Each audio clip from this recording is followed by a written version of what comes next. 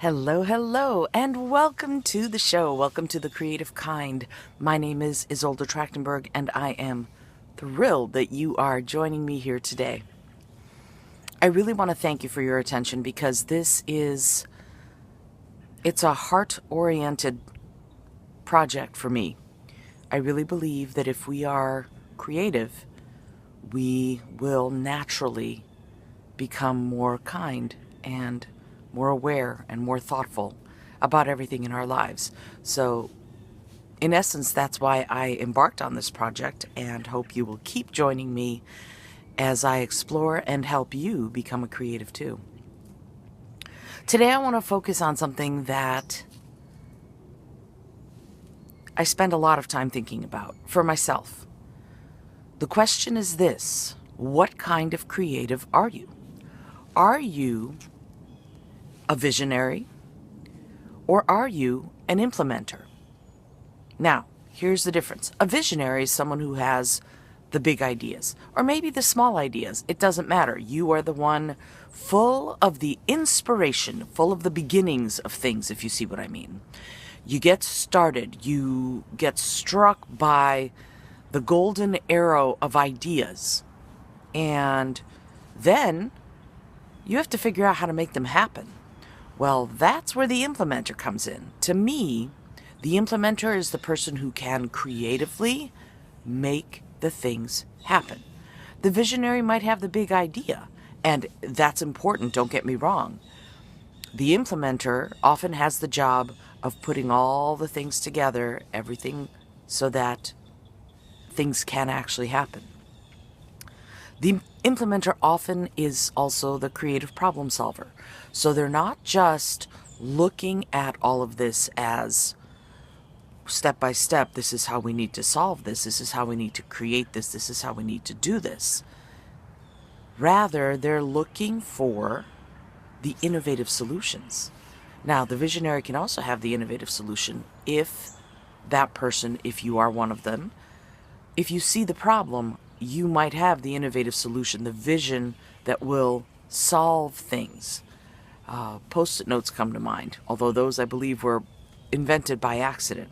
But in trying to figure out one thing, some other serendipitous thing happened. The washing machine, certainly, if you wanted to innovate a way to free up a lot of people's time, well, my goodness, something that lets you wash clothes in a machine rather than by hand, which if you've ever washed clothes by hand, you understand it's not a short process. Well, necessity drove that invention. The visionary saw it and perhaps even had a hand in making it. But to solve that problem creatively for how we're going to get many people to use it, that took implementers. So you need to figure out who you are. Are you struck by inspiration? Do you have the vision of something no one has ever done before? Or are you an implementer? Do you see the kernel of the idea from the visionary and then figure out how to make it happen? Are you also the person who comes up with those creative solutions?